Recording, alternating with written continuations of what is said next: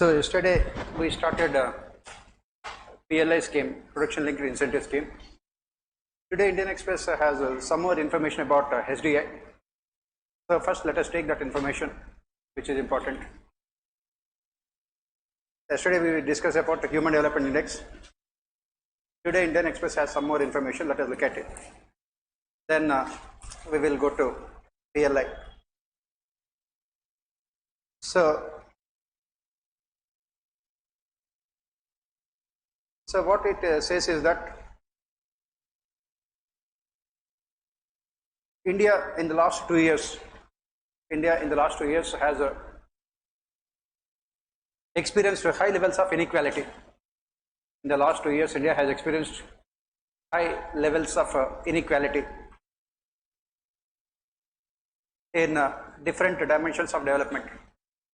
It has experienced high levels of inequality in different dimensions of development.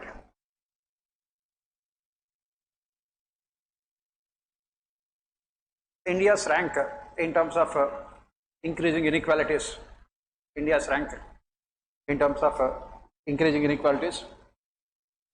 has slipped from 132 to 134. India has slipped from 132 to 134. It is much higher than average figures for other countries.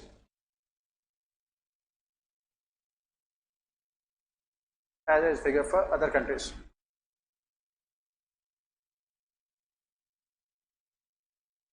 Average figures for other countries. India is part of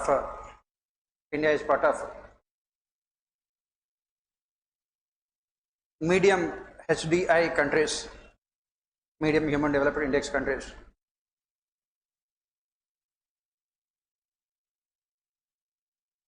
India has done well in education.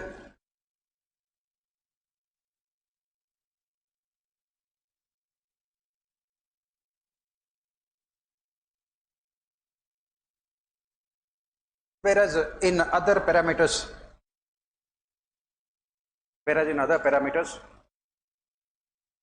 India is almost equal to low HDI countries.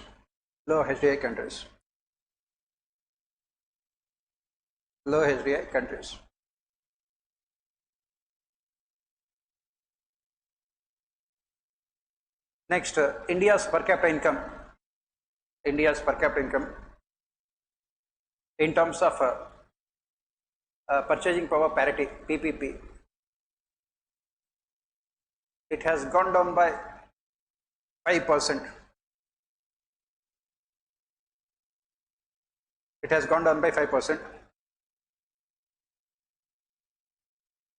Compared to a 2% increase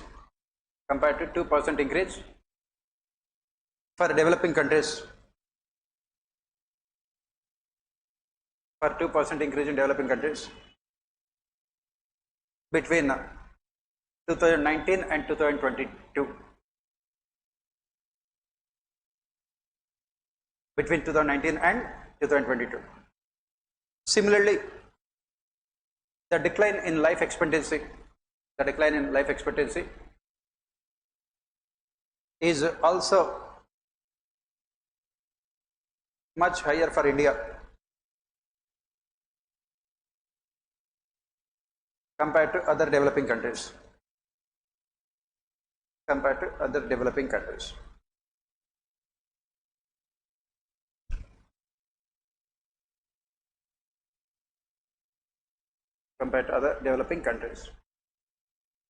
Right? So this is what we say. So what we are basically saying here is that when we look at all these parameters, where it is life expectancy, gross per capita income, years of schooling, if you look at all these parameters, India's performance is much poorer compared to other developing countries in the same category. That is what we are saying, right?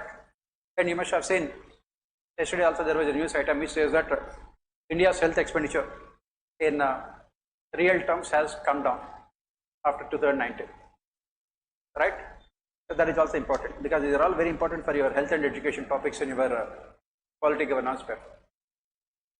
So let us proceed and look at PLI scheme, production linked incentives. So what we have said yesterday is that over a period of time, in spite of various schemes of the government like Make in India, contribution of manufacturing sector has remained stagnant, right? In spite of various flagship schemes of the government like Make in India, contribution of manufacturing sector has remained stagnant, and our exports also have remained stagnant. 2011, India had around $330 billion exports. It is only in 2022, we have crossed that figure. For almost 10 years, the exports also have remained stagnant. So how to revive our manufacturing sector and how to increase our exports? That is when the government of India had come out with this Atmanirbhar Bharat Abhiyan during the Corona crisis. And there the government has introduced this PLI scheme, Production Linked Incentive Scheme. As we have discussed yesterday, the objective of PLI scheme is to improve the contribution of our manufacturing sector from around 17% of GDP to 25%, and also increase our exports, make our exports competitive in the international market, and also provide other kinds of incentives to the manufacturers. That is what we said in the objective of this PLI scheme. So let us proceed further and look at what are the important components of this PLI scheme, and then can this scheme itself be sufficient or not? We look at the analysis also. So first and foremost, we say that, as I said, it is a part of Atmanirbhar Bharat Abhiyan. It is part of Atmanirbhar Bharat Abhiyan, right? Initially, the scheme was started for automobile sector, and then it was extended to all other sectors. Recently, it was extended to tourism sector also. Later, it was extended to other sectors, tourism also. Initially, it started in the automobile sector, and later it was extended to other sectors also, right? So what the government says here, government says that electronics sector suffers from a competitive disadvantage. It suffers from a competitive disadvantage of around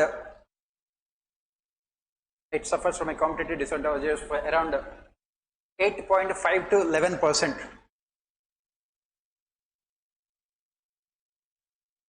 Because of various factors, 8.5% to 11%. 8.5% to 11%. So what do we mean by competitive disadvantage? We have classical economists like Adam Smith as well as David Ricardo. They spoke about this comparative advantage as well as absolute advantage when it comes to foreign trade. What is this absolute advantage? Absolute advantage means you are the only one who is producing that particular commodity in the rest of the world. So automatically your products will have absolute advantage over the products produced by other countries in the world in the same category, because you have the resources, natural resources, because you have the technical know-how, because you have the skilled personnel. That is what Adam Smith would say, absolute advantage theory in foreign trade, international trade. And this theory was not accepted by other economists like David Ricardo. What did David Ricardo say? He said that international trade is carried out more due to relative advantage rather than absolute advantage. What we call it as comparative advantage. That means if you can produce a product in your country at a lesser price compared to the other countries which are producing the similar product, then you can have better chances of trading that product with other countries. For example, say the case of mobile phones. In your country, if you can produce a mobile phone at around 20,000 rupees, in other countries they are producing at 30,000 rupees. That means you have comparative advantage. So you can always benefit out of this comparative advantage. You don't require any absolute advantage. That is what David Ricardo would say. So at this point of time, if you look at international trade, it is said that this international trade is mostly carried out only on the principle of this comparative advantage. Now, what the statement that you have written here is that India suffers comparative disadvantage. That means we are at a disadvantageous position compared to our competitors who produce electronic products, and this comparative disadvantage is between around 8.5% to 11%. That means our cost of production is 11% more than our competitors. So can we export our products? And that is where our exports are also have suffered, especially in the electronic sector. This is what the government of India has said. Now, what is the reason why our cost of production is very high compared to other countries? In other countries, they are able to produce it at around 11% less than our country. What are the reasons? Let us see the reasons. First and foremost, lack of infrastructure. In India, we don't have infrastructure. Lack of infrastructure. Second, high cost of finance. High cost of finance. For example, when RBI increases repo rates and reverse repo rates, what happens? High cost of finance. Second one is high cost of finance. So when RBI increases repo rates and reverse repo rates, what happens? Automatically, the cost of credit will go up. For example, in America, in Japan, the real rate of interest are negative. Nominal rates of interest are only 1% or 2%. Whereas in India, if you are an industrialist and if you are taking a loan, you have to take a loan at least 10%, 12%. In America, you are getting the same loan at 2% or 3%. So obviously, the cost of credit in America is far less compared to cost of credit in India. That is the kind of comparative disadvantages India suffers from. And why RBI keeps on increasing the repo rates and reverse repo rates? Inflation is very high. So you are entering into a vicious cycle here. Since inflation is very high, you are increasing the repo rates and reverse repo rates. When you are increasing the repo rates and reverse repo rates, what happens? The banks will have to increase their interest rates. When the banks increase the interest rates, what happens? The cost of production for the producers will go up. When the cost of production for the producers will go up, what happens? Prices will go up. So at the end of the day, RBI's monetary policy will boomerang. Right? Instead of reducing the inflation, RBI's monetary policy will only add to more inflation. We'll talk about all these things as part of financial administration. The basic issue with India is that the cost of credit is very, very high compared to other countries. Next issue here is inadequate availability of quality power. Inadequate availability of quality power. Inadequate availability of quality power. Please remember, all these questions have been regularly asked in your Indian economy. All of them have been. This year also the question will be quality power, POWER, electricity. Quality power, inadequate availability of quality power, POWER. We have power but not power. Right? Right, that is where the problem. One alphabet can change your life. POWER, POWER. Right? Why inadequate availability of quality power? Power sector reforms. Why? The governments are giving free electricity power subsidies to agriculture sector. So the entire electricity is being transferred only to the agriculture sector, and the government does not get a single rupee from it. And what happens? That is the reason why the government was forced to announce power holiday for industrial sector. What do you mean by power holiday? Industrial sector will be provided power only for 4 days in a week. Remaining 3 days, the employees can prepare for UPSC. That is what. And the high cost of power also. In order to compensate for the loss of money due to the free subsidies given in the power sector, what all the state governments are doing? They are charging huge amount of money from commercial organizations, industrial organizations. For commercial organizations, the per unit they charge 12 rupees, 13 rupees, because they have to give free power to the agriculture sector. Next problem is limited design capabilities in industry. Limited design capabilities in industry. Limited design capabilities in industry. And complete neglect of R&D. Limited design capabilities of industry. And complete neglect of research and development by industry. Complete neglect of R&D, research and development by industrial sector. Again, if you remember, this is what we have discussed. What is the difference between India and China? What is the basic difference between India and China? I will tell you. Don't worry. Either unnecessarily getting emotional, right? As I said, between 2003 and 2011, India was almost growing at 9% per annum, which is a very, very high growth rate. And what did the Indian industry do during this time period, especially automobile sector, car manufacturing industries? What did they do?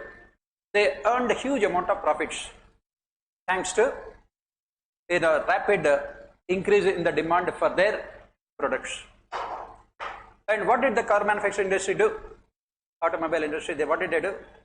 They used all those profits to give dividends to their shareholders and also to pay more salaries to their employees. They never invested that money in R&D. Whereas in China, in the same period, for those 10 years, China has invested heavily in these fifth generation technologies, whether it is robotics, automation, or 5G technologies. And that is the reason why China has progressed so fast, whereas Indian economy after 2011 has stagnated. There was neither investment by the private sector nor by the government. And when the revenues of the government have increased during this period, there was huge amount of increase in the revenues of the government, because when you are growing at 9% per annum, automatically your tax revenues also will be very, very high. And what did the governments do during this period, central as well as state governments? They used all that money to provide free subsidies to the people. In 2004, UPA government came to power with the slogan rights-based approach to development. They had drastically shifted the objective policy of the government from production to distribution and welfare. What Indira Gandhi has done in 1970s, right? So that is the reason why the government had spent all its increased revenues only on revenue expenditure. There was absolutely no capital expenditure. If there is no capital expenditure, if there is no amount of money invested in research and development, how can you grow? That is the reason why ICR, incremental capital output ratio in India, is very, very high, which makes India one of the least profitable countries to do business with. Why? Because we never invested in high-end technologies. We never invested in research and development. Mukesh Ambani has no problem in spending around 2,000 crores on the wedding of his son.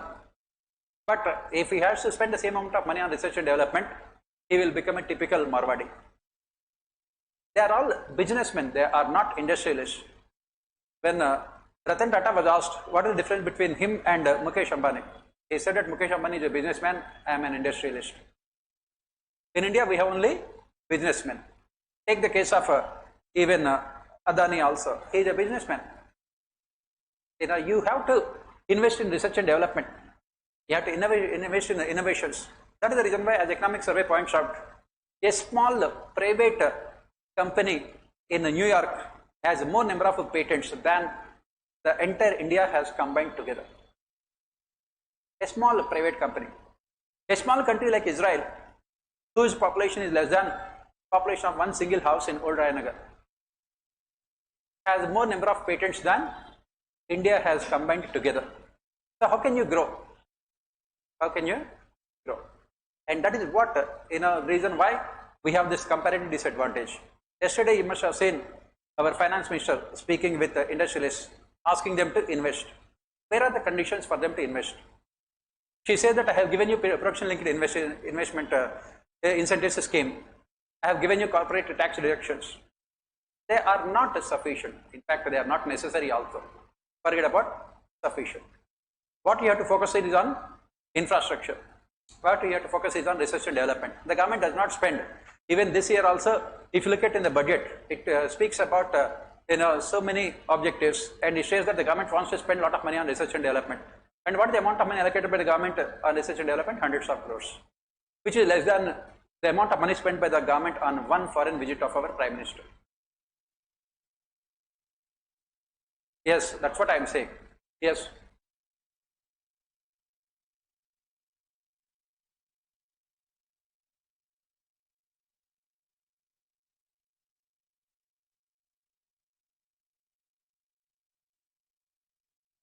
Yes, better utilization of existing resources is possible only when there is technological innovation. Better utilization of existing resources is possible only with this technological innovations. Both of them are closely linked. ICOR in America is 1:1. In India it is 4.2:1. So we are not able to utilize our resources. Why? Because we are not spending enough amount of money on science and technology. We are not spending enough amount of money on research and development. So that is the reason why the only way, as we study with scientific management theory, how can you increase the output?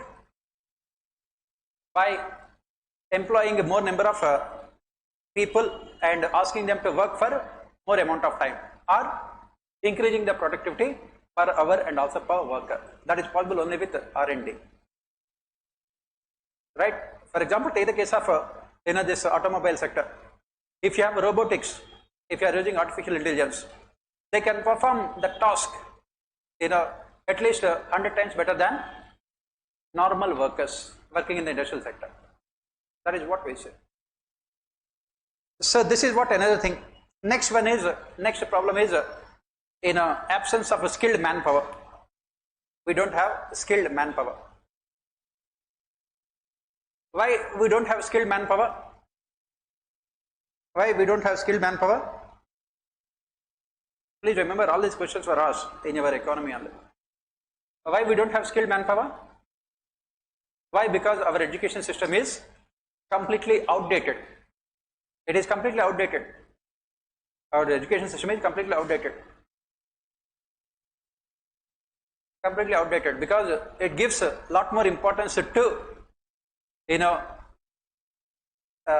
blind memory than analytical skills.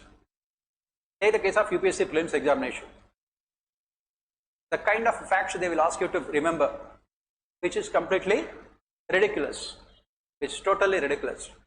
I said I have taken our UPSC and I have also taken the examination of UK, British government also. Slight years difference between them. In the British government examination, they will not ask you what is the coinage used by Guptas. How does it really matter? Unless and of course you are posted in Bihar, because they use the same coins now also. Right? How does it really matter? Right? Or what happened in this war during the Sultanate period? The question that they have asked in your prelims. From which side the opposition has attacked Delhi? From east or west or south or from up? Is it necessary that they should ask these questions? And will they ask the questions like, is right to marriage a part of which among the fundamental rights? What nonsense is this? Why do you have to ask those kind of questions? If with this Wikipedia, Google and everything available at your fingertips, what is the need for people to remember facts? Long time back, when this digital technologies were not available, you had to remember all those facts. Then what is the need to remember all those facts now, when everything is available at your fingertips all the time? So you have to change your education system. You have to change your recruitment process. You have to focus on analytical skills, whether the people have the ability to come out with the solutions. You have to focus on improving the research and innovation skills of the people. That is where we don't have any skilled manpower. Recently, Indian Express newspaper had come out with a front page article about the toppers of class 12th 25 years back, what they are doing. And what unanimously what they have said is that our education system is so useless that when they went into the real world, it never really helped them to understand and come out with the solutions to the real world. Why? Because it focuses only on rote learning. This is where the problem with our education system. I won't be surprised if it is not asked for essay also this year. The major changes to be made to our education system, right? So everything is interlinked here. It is a vicious cycle. The two things which are completely ignored by the governments are education and health, because of which we don't have any quality human resource development. When you don't have any quality human resources, you will never have any rapid economic growth. Every government is under the mistaken belief that investment in physical infrastructure is more than sufficient. That is what exactly Sri Lanka has done. Investment in ports, investment in roads, investment in buildings. But someone has to utilize the infrastructure also. You need people to utilize them, and for people to utilize them, they must be in a position to pay for those services. When you don't have any money to pay for those services, that physical infrastructure remains completely idle. Every country must realize the fact that its most important resource should be human resources. But if you look at it, successive governments in India only believed in physical infrastructure, right from the days of Jawaharlal Nehru. Jawaharlal Nehru focused more on this multi-purpose irrigation dams and also on public sector enterprises, and he had completely ignored human resources. From then onwards till now, the same thing is happening. The real expenditure of the government in education and health sectors are only coming down, except during the corona year, when the government has included the amount of money spent by the government on providing vaccines as part of the health expenditure.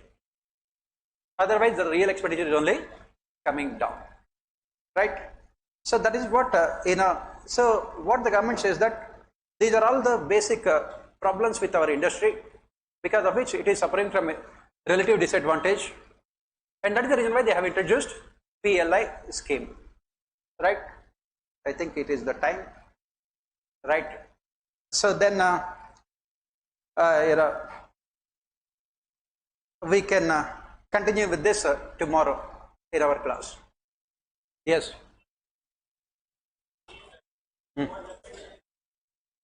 Yes, if a RBI increases repo rates, what happens with inflation? We will discuss next week. Financial administration. Unfortunately, it is part of our syllabus. That's what I am saying. I will discuss all these things next week in our class, because unfortunately it is part of our syllabus. Otherwise, I could have discussed this now. Wait for one more week. You have waited for such a long period of time, 25 years. One more week is fine, I think. One more week is fine. You can wait for one more week and we will discuss all of them. Right? So, as usual, I will come back in 30 seconds. Right?